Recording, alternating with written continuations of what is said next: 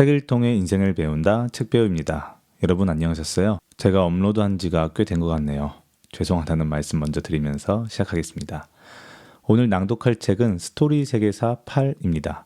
앞 영상에서도 말씀드렸다시피 제가 연극 공연을 준비하면서 제국주의에 관한 책들을 많이 읽게 되었습니다. 역사를 알아야 한다고 다들 말하는데 왜 알아야 하는 건지라고 저도 생각을 많이 했었거든요. 왜냐하면 역사하면은 몇 년도에 무슨 사건을 외우는 과정만 생각이 날 뿐 역사를 공부한다는 것, 역사를 안다는 것이 도대체 왜 중요한지를 알 기회가 없어서 그랬던 것 같습니다. 제국주의 역사를 보면서 이 세계는 정말 냉혹하다는 생각이 들었습니다. 모든 나라가 자국을 위해서만 철저히 움직이는 모습에 너무 놀랐습니다.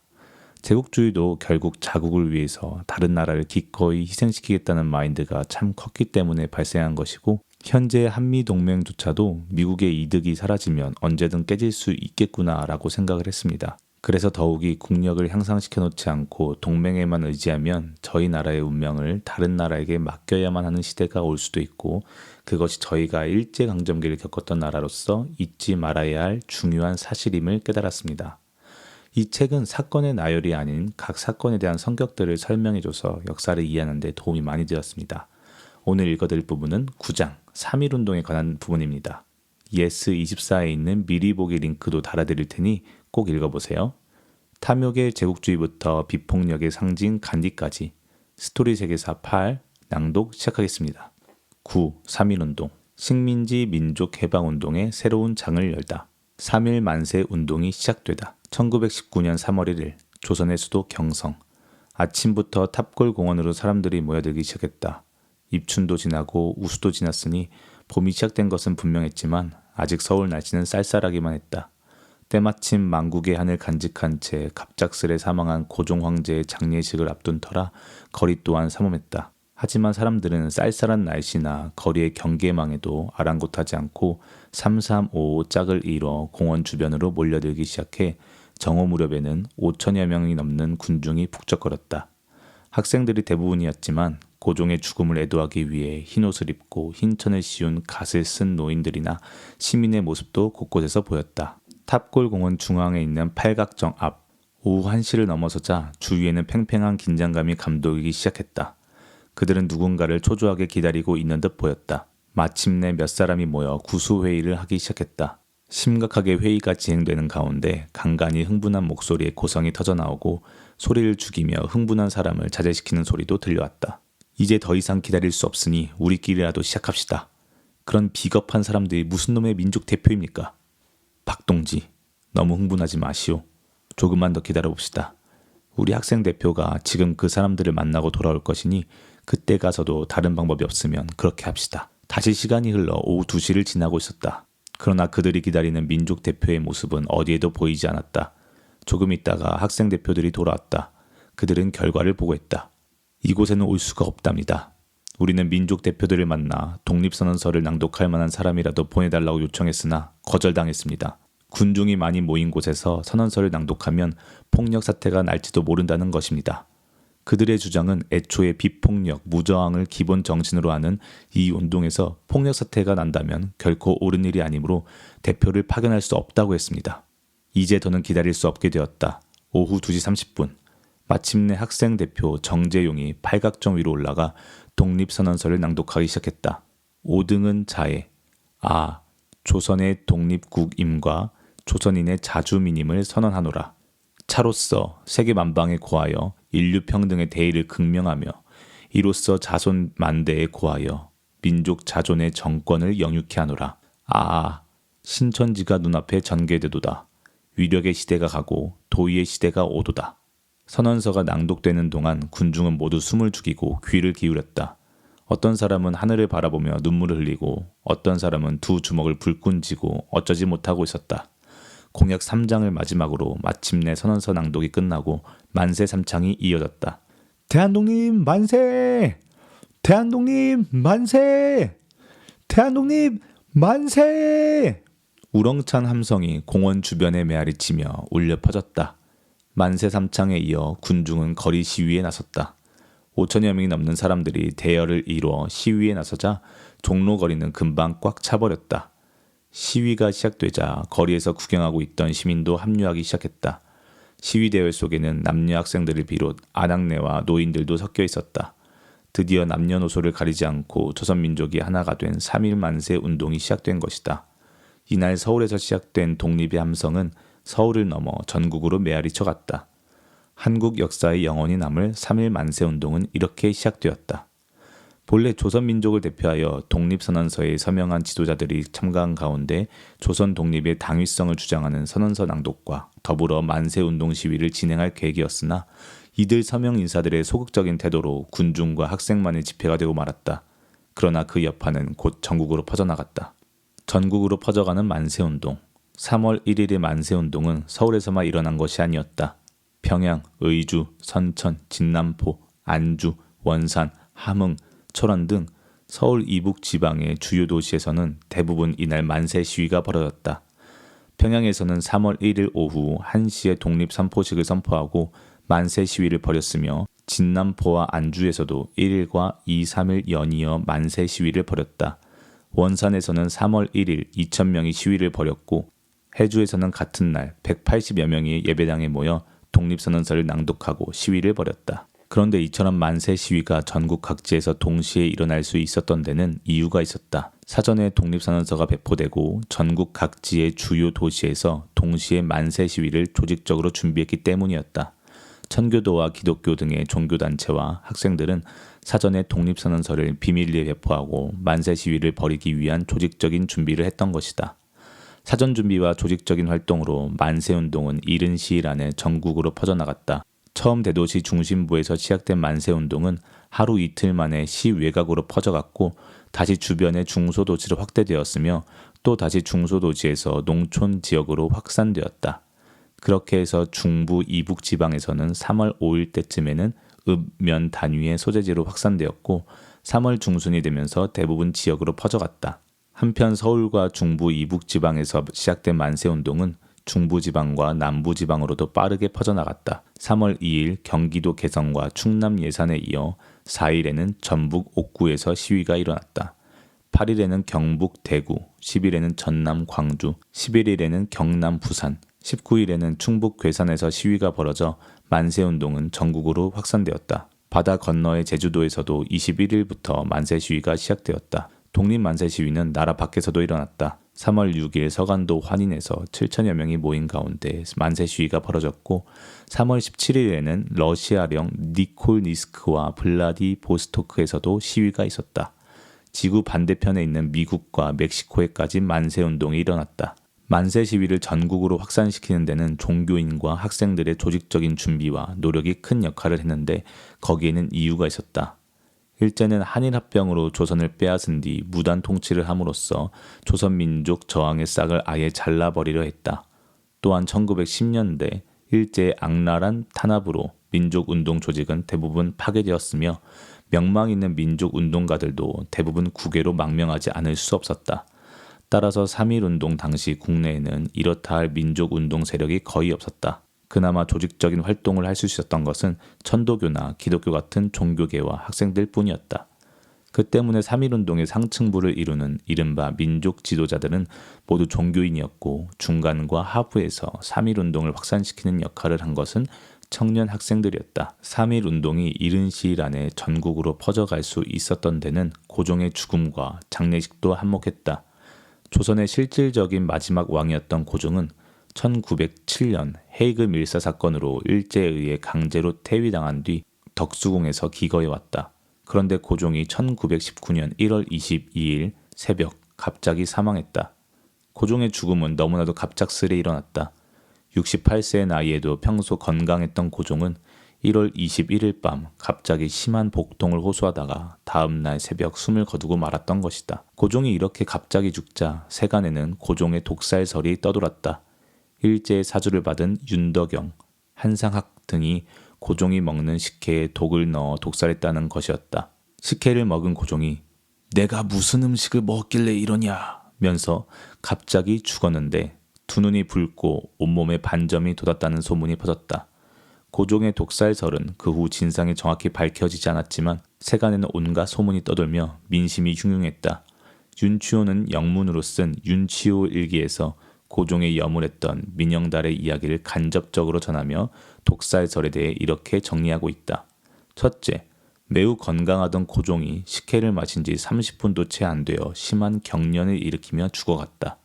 둘째, 고종 황제의 팔다리가 1, 2일 만에 엄청나게 부어올라서 사람들이 황제의 통 넓은 한복 바지를 벗기기 위해 바지를 찢어야 했다. 셋째, 민영달을 비롯해 몇몇 사람이 약용솜으로 고종 황제의 입안을 닦아내다가 황제의 이가 모두 입안에 빠져 있고 혀가 닳아 없어져 버렸다는 사실을 발견했다. 넷째, 30cm 가량 되는 검은 줄이 목 부위에서부터 복부까지 길게 나 있었다. 다섯째, 고종 황제가 승하한 직후에 궁녀 2명이 의문사했다. 이런 소문들이 입에서 입으로 퍼지면서 민중의 분노가 커졌다. 고종의 갑작스러운 죽음과 독살설은 조선 사람들에게 망국의 한을 되살렸고 민중의 분노를 불러일으켜 3.1운동에 많은 사람이 참여하게 했다. 애초 민족 대표들은 독립선언 거서 날짜를 3월 3일로 잡았다가 3월 1일로 바꾸었는데 그날이 고종의 장례식 날이어서 시끄럽게 하는 것이 백성된 도리가 아니라고 생각했던 것이다. 고종의 죽음과 독살설이 민중의 분노를 자극해 3.1운동에 간접적으로 참여할 수 있는 계기가 되었다면 고종의 장례식은 3.1운동을 전국으로 퍼져가게 하는데 직접적인 역할을 했다. 고종의 인산일이 가까워져 오자 전국에서 많은 사람이 서울로 몰려들었다. 고종의 장례식을 구경하고 거기에 참여하기 위해서였다. 그 가운데는 아직도 조선 왕조의 신하라는 봉건적 의식에서 벗어나지 못한 유생들 뿐 아니라 조선 왕조에 그다지 부채의식이 없는 사람들도 많았다. 이들은 고종 장례식에 참여하기 위해 서울에 와 있는 동안 파고다 공원에서 있었던 독립선언서 낭독과 서울 시내의 만세 시위를 두 눈으로 똑똑히 볼 수 있었다. 이들은 고종의 장례식이 끝나고 고향에 돌아가 만세운동을 직접 조직하거나 지역의 유력한 인물들에게 소식을 생생하게 전함으로써 만세운동의 확산에 크게 기여했다. 그 바람에 만세운동 소식은 산골 구석까지도 매우 빠른 속도로 전해졌다. 이렇게 해서 고종의 죽음과 장례식은 시위운동이 쉽게 확산될 수 있는 계기를 제공해 주었다. 3.1운동이 전국으로 확산하면서 만세 시위는 3월 말부터 4월 초에 절정에 이르렀다. 이와 함께 일제 탄압도 거세졌다. 만세운동의 양상이 바뀌다. 3.1운동이 일어났을 때 처음 일제는 어떻게 대응해야 할지 갈피를 잡지 못했다. 조선 총독부는 서울을 비롯해 중부, 이북 지방에서 시위가 벌어지자 도쿄에 훈령을 요청하는 한편 시위대를 해산하기 위해 헌병 경찰은 물론 군대와 소방대까지 동원했다. 하지만 만세운동에 대한 일제의 대응은 지극히 즉자적이었다. 조선 총독부가 경찰과 산하기관에 정확한 방침을 내려보내지 못함으로써 지역마다 상황과 조건에 따라 일제의 대응 태도가 달랐던 것이다. 일제는 대도시에서 우선 시위대를 해산시키는 데 주력했다. 그것은 외국인들의 보는 눈이 많았기 때문에 국제 여론을 의식하지 않을 수 없었기 때문이었다. 그러나 소도시와 읍, 면의 농촌 지역에서는 사정이 달랐다. 극소수의 선교사를 제외하면 외국인이 거의 없었으므로 외국인을 의식하지 않아도 되었기 때문에 처음부터 공격적으로 나왔다.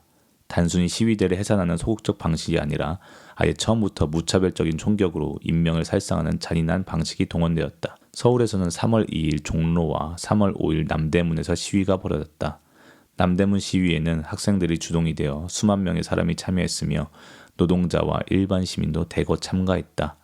이 시위에서 경찰은 기마대를 동원해 칼을 휘두르며 위협을 가했을 뿐 아니라 시위대를 향해 총을 발포해 사상자 다수를 내고 100여 명을 체포했다. 하지만 군중은 경찰을 피해 헤어졌다 다시 모여 계속 만세를 부르며 온종일 서울 시내를 누비고 다녔다. 경찰의 대응이 주로 시위대의 해산에 초점이 맞춰졌던 것이다. 3월 1일 평안북도 선천군에서는 신성중학교와 보성여학교 학생들이 1천여 명의 군중과 함께 태극기를 들고 만세 시위를 벌였는데 헌병대의 발표로 1명이 죽고 2명이 부상당했다.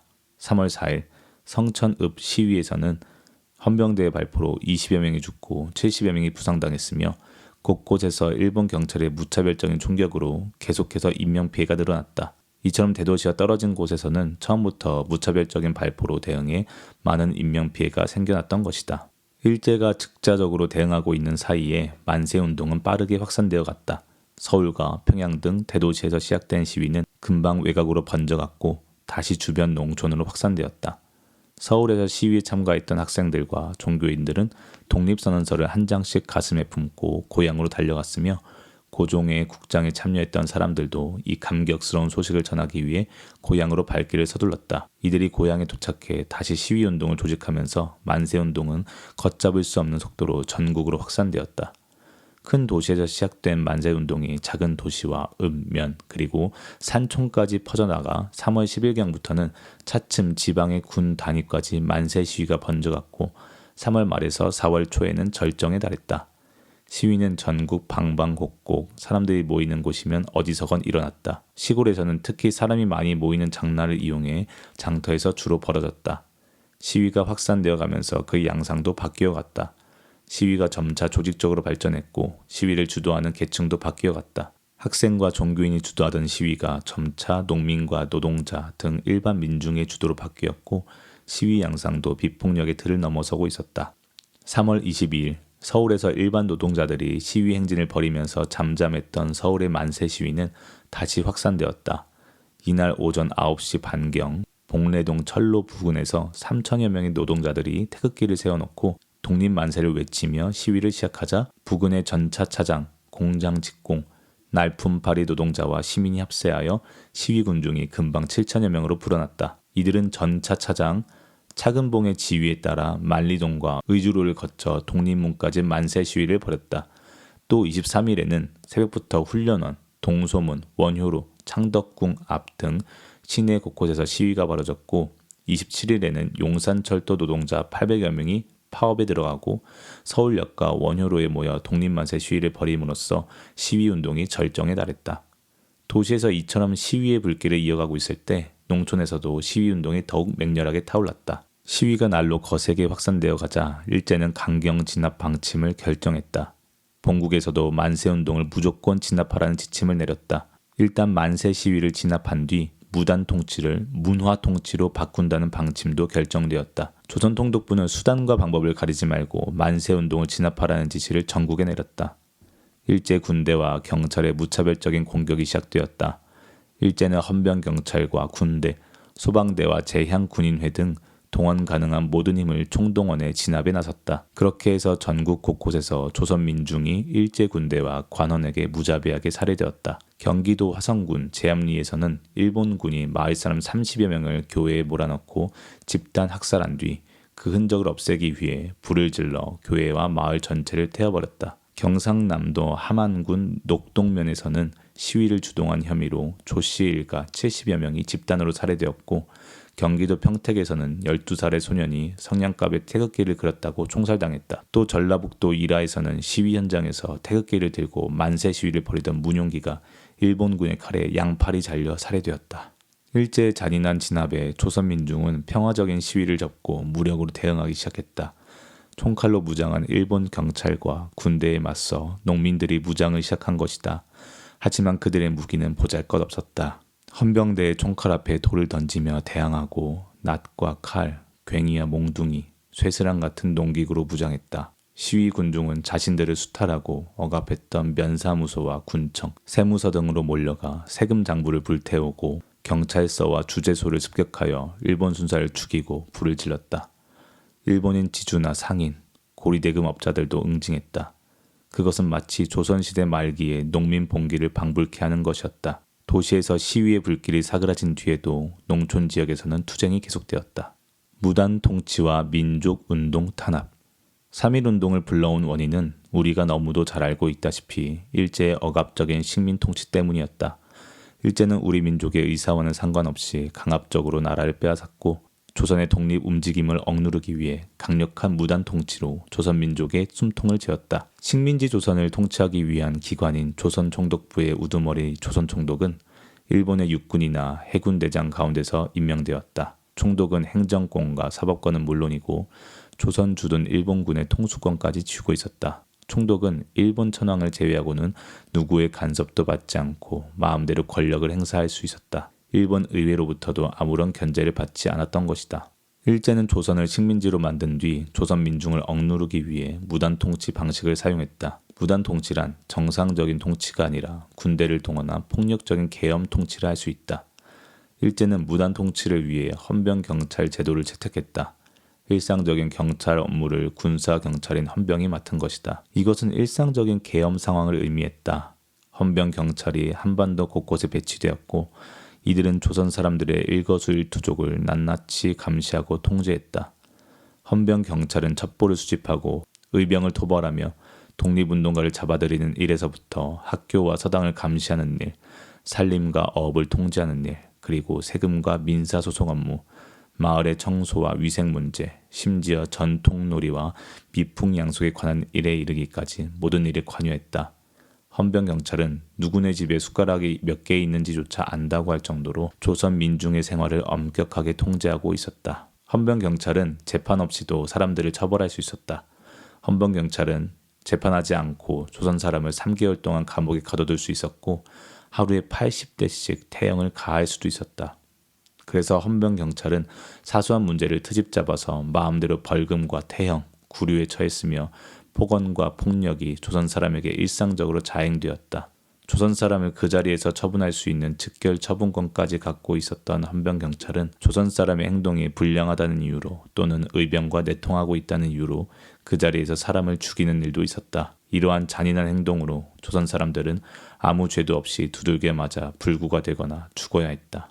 일제는 또 조선 사람들의 민족의식과 반항의식을 억누르기 위해 끔찍한 태형 제도를 부활시켰다. 태형은 우리가 흔히 곤장을 친다고 하는 것으로 사람의 두 팔과 두 다리를 형틀에 묶고 엉덩이를 벗긴 다음 엉덩이에 물을 부어가면서 매질을 가하는 형벌을 말한다. 일제가 태형에 사용한 채찍은 쇠존매라 하여 쇠가죽으로 만든 채찍의 끝에 납이 달려 그 채찍을 맞은 사람은 살이 터지고 살점이 뜯겨 나올 정도로 무서운 것이었다.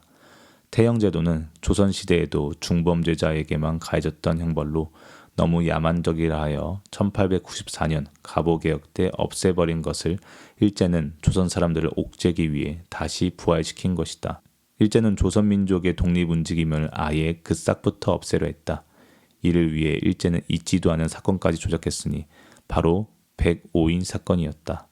이 사건은 일제가 국내 민족운동을 아예 완전히 쓸어버리기 위해 처음부터 치밀하게 조작한 사건으로 일본 강점기를 통틀어 가장 규모가 큰 사건 가운데 하나였다. 이 사건으로 체포되어 조사를 받은 사람이 무려 700여 명에 이르는데 그 가운데 검찰에서 정식으로 재판에 넘긴 기소자는 123명이었다. 이 123명의 기소자 가운데 1심에서 유죄 선고를 받은 사람이 105명이었는데 거기서 105인 사건이란 이름이 붙여졌다. 총독부 주장에 따르면 사건은 1910년 데라우치 마사타케 총독이 압록강 철교 개통식을 축하하기 위해 서북지방을 돌 것이라는 소문을 듣고 윤치호, 양기탁, 안태국, 이승훈, 옥관빈, 임치정 등이 총독 암살을 계획했으나 일본 경찰의 삼엄한 경계로 암살 미수에 그쳤다는 내용이었다. 그러나 이것은 처음부터 완전히 조작된 사건이었다. 일제는 피의자로부터 거짓 자백을 받아내기 위해 온갖 가혹한 고문을 다했다. 단근질, 학춤 고문, 물고문, 손톱과 발톱에 대나무 못 박기, 입안에 석탄가루 쑤셔넣기 등 무려 72가지의 고문이 이용되었다. 이 과정에서 한피로, 김근영 두 사람이 숨을 거두었다. 이런 악랄한 고문 가운데서도 가장 참기 어렸던 것은 여러 날을 굶긴 뒤 그 앞에서 맛있는 음식을 먹으며 이를 바라보도록 하는 것이었다고 한다. 한번 고문이 시작되면 3-4시간 동안 이어졌고 35일간 하루도 거르지 않고 계속되었다. 모진 고문은 짧은 순간순간을 견디면서 참아낼 수 있었으나 고문 뒤에 오는 배고픔은 가장 견디기 어려웠다.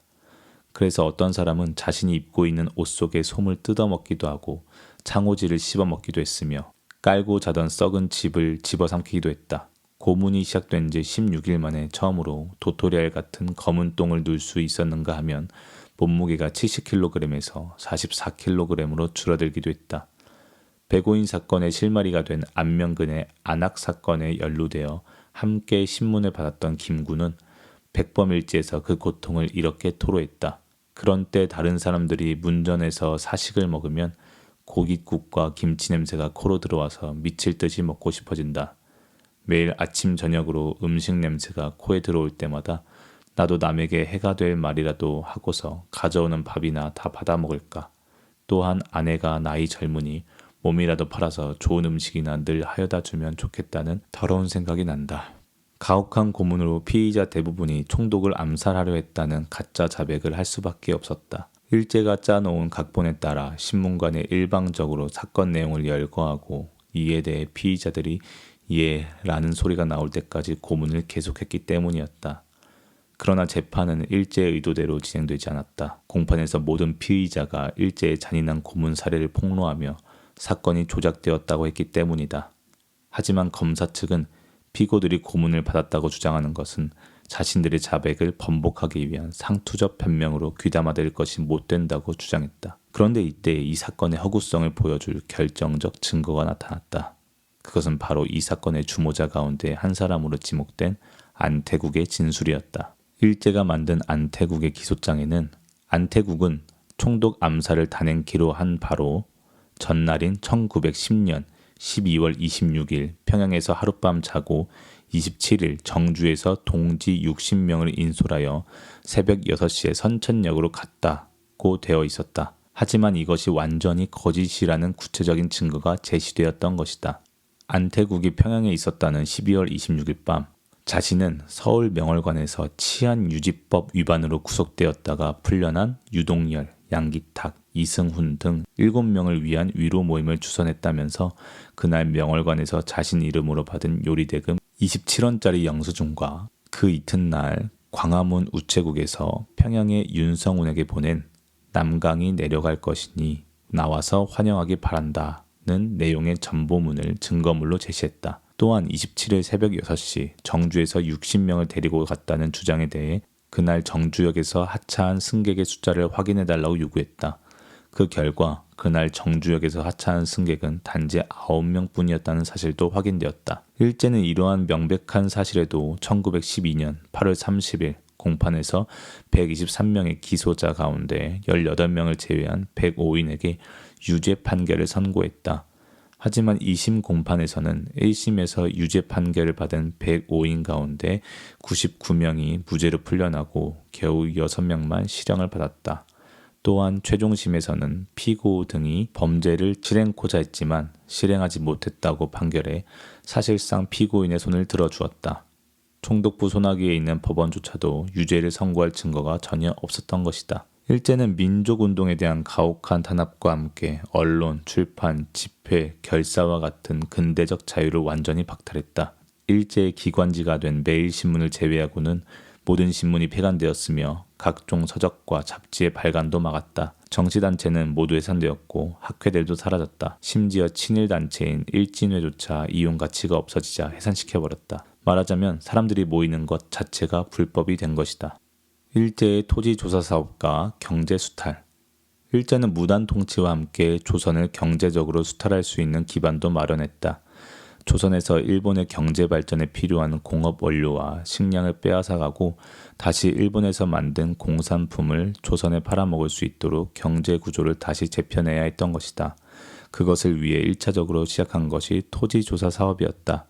농업국이었던 조선에서 토지는 가장 중요한 생산수단이면서 동시에 사회적 부의 상징이었다. 따라서 토지조사 사업을 통해 조선의 경제권을 장악하는 것은 식민지 통치 기반을 닦는 데 무엇보다 핵심적인 일이었다. 토지조사 사업은 1912년부터 1918년까지 7년 동안에 걸쳐 진행되었다. 토지조사 사업의 구실은 토지세를 공정히 하고 토지 소유권을 보호한다는 것이었지만 실질적인 목적은 다른 곳에 있었다. 토지조사 사업 과정에서 조선 왕실이 가지고 있던 토지나 주인이 불분명한 토지를 조선 총독부가 확보함으로써 식민지 경제의 근간을 장악하고 친일 지주들의 권한을 인정해 줌으로써 식민지 지배 기반을 강화하려 했던 것이다. 토지조사 사업에서 가장 큰 문제의 하나는 지주의 사적 소유권만 인정했을 뿐 농민들의 경작권을 전면 부정했다는 사실이다. 조선에서는 옛날부터 소유권뿐만 아니라 경작권도 인정되고 있었다. 소작권이나 도지권이라고도 불렸던 이 권한은 농민이 어떤 토지를 영구히 경작할 수 있는 권리를 말하는데 이는 소작인끼리 서로 사고팔 수 있는 권리였다. 그러니까 아무리 땅 주인이라 하더라도 오랫동안 농사를 지어온 사람의 경작권을 인정해야 했던 것이다. 그런데 일제는 토지조사 사업에서 아예 모든 경작권을 인정하지 않았다. 여기에는 그만한 이유가 있었다. 조선인 지주들의 소유권을 인정해 그들의 권리를 강화시켜 주는 대신 그들을 조선 식민지 지배의 동반자로 끌어들이려는 것이었다.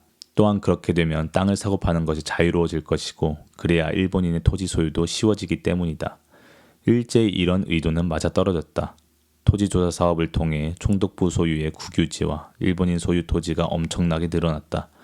총독부와 동양척식 회사가 전국 농경지의 약 5.8%, 임야의 52%를 가졌으며 일본인이 농경지의 7.5%를 확보해 전체 농경지의 13%를 일본이 차지했다. 동양척식 회사는 영국이 인도 침략을 위해 만들었던 동인도 회사를 본떠 만든 것이었는데 일본인의 이주와 토지를 확보하기 위해 1908년 12월에 세운 회사였다. 그것은 겉으로는 민간 회사였지만 실제로는 일본이 조선 사람들의 농토를 빼앗기 위해 만든 경제 침략 기관이었다. 토지조사 사업으로 지주들의 사적 소유권이 확실히 보장되고 쌀값이 폭등하면서 토지의 투자 가치도 높아졌다. 그러자 지주들은 더욱 많은 땅을 확보하게 되고 소작농은 더욱 늘어나게 되었다. 토지조사 사업 이후 전체 농가의 3.1%인 약 9만 호에 불과한 지주가 전체 농경지의 50.4%를 가졌지만 전체 농가의 77.2%에 이르는 200만 호가 소작농이었다. 이들 식민지 기생 지주들은 일제의 앞잡이가 되어 조선 민중을 억압하고 수탈하는 일에 앞장서게 된다. 토지조사 사업은 조세 확보를 위한 근거 자료를 가짐으로써 식민지 통치를 위한 물질적 기반을 마련하기 위한 것이었다. 토지조사 사업으로 파악된 땅은 논이 154만 5천여 정보, 밭이 279만 1천여 정보, 대지가 12만 9천여 정보, 기타가 40만 4천여 정보였다. 이것은 조사 사업이 시작되기 전과 비교해 논은 84%, 밭은 80%나 늘어난 것으로 일제 측면에서 보면 그만큼 세금 수입이 늘어나는 것을 의미했다. 일제는 토지조사령을 공포하고 모든 토지를 빠짐없이 신고하도록 했다. 땅을 가진 사람은 총독이 정해놓은 기간 안에 땅의 소재지와 용도, 등급, 면적, 그리고 주인 이름과 주소 등을 신고하도록 했다. 그리고 엄격한 심사를 한 후에야 토지의 소유권을 인정해 주었다. 만일 그 기간 안에 신고하지 않으면 토지 소유권이 조선 총독부로 넘어갔다. 그러나 많은 농민은 신고하지 않았다. 일제에 대한 거부감도 컸고 혹시 신고하게 되면 잘못될지 모른다고 생각한 사람도 있었다. 신고해야 한다는 사실조차 모르는 농민도 있었다. 또 한문으로 된 까다로운 양식 때문에 신고서를 제대로 작성하지 못한 농민들도 많았다. 겨우 신고해도 절차가 제대로 이루어지지 않아서 또는 소유권을 증명할 근거가 없다는 이유로 땅을 빼앗긴 사람도 있었다. 중간에 친일 지주와 관리들의 농간으로 땅을 빼앗긴 사람들도 있었다. 이들은 서로 작당을 해서 서류를 조작한 다음 접수에 까막눈인 농민들이 적절하게 대응하지 못하는 것을 이용하여 거저먹기로 챙긴 다음 이권을 나누기도 했다. 이런저런 이유로 해서 땅을 빼앗긴 사람들이 수도 없이 많았다. 땅을 빼앗긴 농민들이 면사무소로 달려와 항의를 하면 헌병 경찰이 와서 위협하고 몰아내었다. 조선 총독부는 조선 왕실과 관청에서 관리하던 토지도 빼앗고 민간인이 오랫동안 농사지어 온 땅도 주인이 확실하지 않거나 이를 증명할 자료가 불분명하면 국유지로 바꾸어 버렸다. 이렇게 해서 토지조사 사업이 끝났을 때는 한반도 땅 가운데 많은 부분이 총독부 차지가 되었다. 조선 총독부는 이렇게 빼앗은 땅을 일본인들에게 헐값으로 팔거나 빌려주었다. 그러자 조선으로 넘어오는 일본인들이 줄을 이었다. 일본인에게 조선은 한몫 챙길 수 있는 엘도라도 같은 곳이었다. 서부 개척 시대 미국인들이 일확천금을 노리고 서부를 찾듯이 일본인들이 조선을 찾았다. 일본 땅에서 별 볼 일 없이 살던 사람이 한국에 와서는 지주가 되어 큰소리 치면서 살았다. 그 바람에 한국 농민들은 조상 대대로 농사짓던 땅에서 하루아침에 쫓겨나는 신세가 되었다. 땅을 잃은 농민들은 소작농이 되거나 정든 고향을 등지고 떠돌이 신세가 되어야 했다. 소작농은 지주에게 수확량의 70%에 이르는 높은 소작료를 주어야 했고 그나마도 소작을 떼일까봐 마음 졸여야 했다. 소작을 얻지 못한 사람들은 고향을 떠나 산으로 들어가든지 도시로 나가 날품팔이 신세가 되어야 했다. 많은 사람이 국내에서 살 방도를 마련하지 못해 만주와 연해주, 시베리아와 중국, 일본, 미국 등지로 정처 없이 떠났다. 나라 잃은 백성은 상갓집 개보다 못한 신세라는 사실을 뼈저리게 느끼지 않을 수 없었다. 일제는 조선 민중에게서 땅만 빼앗은 것이 아니었다. 살림도 빼앗고 어족 자원, 광물 자원도 빼앗아갔다. 조선인이 운영하는 민족 회사의 발전도 가로막았다. 그걸 위해 삼림령, 어업령, 광업령, 회사령 따위를 발표했는데 이것은 토지 조사령을 발표하고 토지를 빼앗아 간 것과 마찬가지 수법이었다. 일제는 연초세령, 주세령이란 걸 만들어 담배와 술에까지 세금을 붙여 조선 사람들의 주머니를 털어갔다. 일본의 식민지가 된 조선은 창살 없는 감옥이나 마찬가지였다. 조선 사람들은 자유도, 권리도, 땅도, 집도 모두 빼앗겼으며 삶의 즐거움도, 희망도 잃었다. 하지만 그렇다고 해서 조선 사람들의 정신마저 죽은 것은 아니었다. 조선 사람들은 결코 독립에 대한 열정을 잃어버린 것이 아니었다. 가슴속 깊은 곳에서 분노를 삭이며 때가 오기만을 기다리고 있었던 것이다. 민족 자결주의와 러시아 혁명. 조선 민중이 일제의 무단 통치로 고통받으면서 독립을 향한 열망을 마음속에 다지고 있을 때 세계사에 커다란 변화가 일어나기 시작했다. 1914년에 일어난 제1차 세계대전과 1917년의 러시아 혁명은 세계사의 흐름을 뒤바꾸는 거대한 사건이었다. 이 두 사건은 식민지 민족 해방 운동에도 막대한 영향을 미쳤다. 제1차 세계대전은 이 세계의 주도권을 누가 질 것이며 누가 식민지를 더 차지할 것인가 하는 문제를 두고 제국주의 열강 사이에 벌어진 싸움이었다. 그런데 그 제국주의 전쟁 과정에서 약소 민족의 독립과 해방에 유리한 조건이 형성된 것이다. 제1차 세계대전은 전쟁에 참가한 모든 나라가 일찍이 경험해보지 못한 전쟁이었다. 무엇보다도 국가의 운명을 걸고 모든 것을 쏟아부은 총력전이었던 것이다. 전쟁은 전방과 후방, 군인과 민간인을 막론하고 모든 인력과 물자가 총동원되어야 했다. 따라서 유럽의 제국주의 국가들은 본국뿐만 아니라 식민지의 힘까지 모두 동원하고자 했다. 그러나 식민지에서 자발적인 협조를 끌어내기 위해서는 강압적인 방식만으로는 한계가 있었다. 그 때문에 제국주의 본국은 식민지에 일종의 당근책을 제시했다. 전쟁에 협조한다면 식민지 자치제를 강화하고 본국 의회에 참여할 수 있도록 하겠다라든지 일정한 기간을 거쳐 연방제 아래서 독립을 보장하겠다는 등의 이야기였다. 나중에 배반당하기는 하지만 인도와 중동 지역의 민족 지도자들은 이 말에 기대를 걸고 제국주의 본국의 전쟁 승리를 위해 많은 노력을 기울였다. 따라서 제1차 세계대전을 거치면서 세계의 많은 식민지 나라들이 독립에 대해 기대하게 되었다. 1917년 11월에 일어난 러시아 혁명도 식민지 민족 해방 운동에 커다란 영향을 미쳤다. 혁명으로 탄생한 레닌의 사회주의 정권은 무병합, 무배상에 기초한 공정하고 민주적인 강화회담과 비밀 외교의 폐지를 주장했다. 동시에 러시아 내의 소수민족에 대한 자결권을 인정함으로써 폴란드와 핀란드, 발트 3국이 독립을 이루게 되었다. 러시아의 이러한 조치는 제1차 세계대전 참전국 국민과 식민지 민족에게 큰 충격이 되었다. 러시아의 이러한 식민지 정책은 민족 해방 운동에 대한 직접적인 지원으로도 나타났다. 러시아는 조선을 비롯해 중국, 인도 등 제국주의 열강의 지배에 대항해 독립을 위해 투쟁하는 아시아의 민족 운동가들에게 물질적 지원과 함께 정치, 군사적 지원도 아끼지 않았다.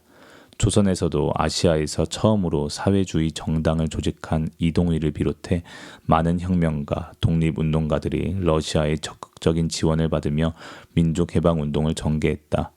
따라서 러시아 혁명은 식민지 약소 민족에게 하나의 희망이었으며 역사적으로도 민족해방운동의 발전에 새로운 전기가 되었다. 세계 정세가 이렇게 흘러가자 제1차 세계대전과 함께 영국을 제치고 세계 최강국으로 떠오르고 있던 미국으로서도 이에 대응할 수 있는 외교적 대책을 내놓지 않을 수 없었다. 만일 이대로 러시아 혁명의 여파가 유럽과 식민지에 흘러들어간다면 사회주의가 세계를 지배하게 될지도 몰랐다.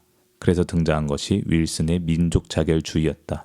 미국은 러시아 혁명의 파고가 유럽으로 흘러드는 것을 차단하기 위해 독일과 오스트리아, 오스만 제국 등 패전국이 지배하고 있던 식민지 민족의 자결권을 주창했다.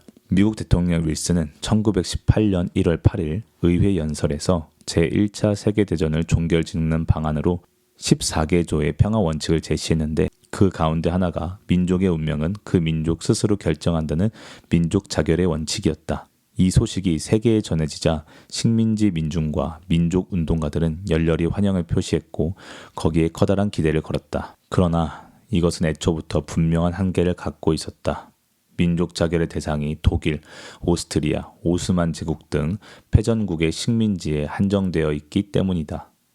제1차 세계대전이 끝나고 파리 강화회의를 거치면서 윌슨의 민족 자결 원칙에 따라 체코슬라바키아, 헝가리, 유고슬라비아 등의 동유럽 국가들은 독립을 이루었다. 미국과 유럽 제국주의 국가들의 처지에서 보면 이 나라들은 러시아 혁명을 차단하기 위한 울타리였던 셈이다. 그러나 오스만 제국이 지배하던 중동 지역은 사정이 또 달랐다. 전쟁이 끝난 뒤 시리아와 레바논은 프랑스가, 요르단과 팔레스타인, 이라크는 영국이 각각 위임 통치를 하게 되었다. 말하자면 오스만 제국을 대신해 영국과 프랑스가 다시 나눠 가졌던 것이다. 또 중국과 태평양 지역에서 독일이 차지하고 있던 이권과 식민지는 일본과 영국이 나눠 가졌다. 애초부터 이런 한계를 갖고 있던 윌슨의 민족자결주의는 조선 민족의 측면에서 보면 별로 도움이 되지 않는 것이었다. 조선의 독립 문제는 윌슨의 민족자결주의의 대상도 아니었고 미국과 강대국들은 관심도 없었다. 하지만 조선의 독립운동가들은 거기에 커다란 환상을 품었다. 그래서 강대국들의 독립을 청원하거나 일본의 독립을 요구하려고 했다. 그러니까 3.1운동은 이러한 국제정세의 영향을 크게 받았던 것이다. 네, 오늘 낭독은 여기까지 하도록 하겠습니다. 구독, 좋아요 부탁드릴게요. 감사합니다.